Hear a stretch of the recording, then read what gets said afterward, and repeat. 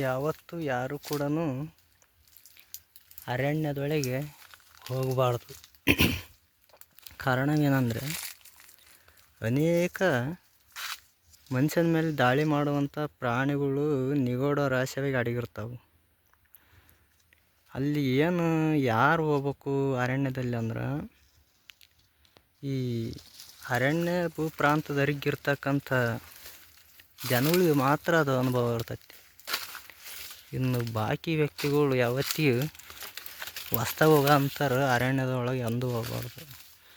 ಯಾಕಂದರೆ ಇವತ್ತು ನಾನು ಇಲ್ಲಿ ಬಂದನಂದ್ರೂ ಇದು ನಿರ್ಜನವಾದ ಭೂಪ್ರಾಂತ ಇದೆ, ಕಾಯ್ದಿಟ್ಟ ಅರಣ್ಯ. ಇದು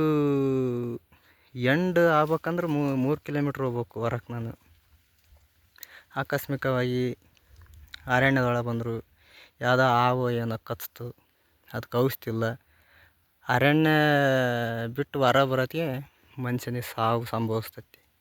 ಹಾಗಾಗಿ ಇಲ್ಲಿ ಒಂದು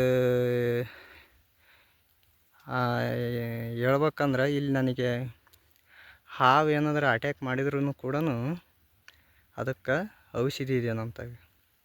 ಹಂಗಾಗಿ ಈ ಭೂಪ್ರಾಂತದಲ್ಲಿ ನಾನು ಧೈರ್ಯವಾಗಿ ಬರ್ತಾಯಿದ್ದಾನೆ. ಇನ್ನೊಂದು ಏನಂದರೆ, ಚಿರತೆ ಇದ್ರೂ ಚಿರತೆನ ಯಾವ ರೀತಿ ಎದುರಿಸ್ಬೇಕು, ಅದನ್ನು ಹೆಂಗೆ ಓಡಿಸ್ಬೇಕು, ನಾನು ಹೆಂಗೆ ಬಚಾವಾಗಿ ಅರಣ್ಯದಿಂದ ಹೊರ ಬರ್ಬೇಕು ಅನ್ನೋದು ಎಲ್ಲ ಅನುಭವ ಗೊತ್ತು.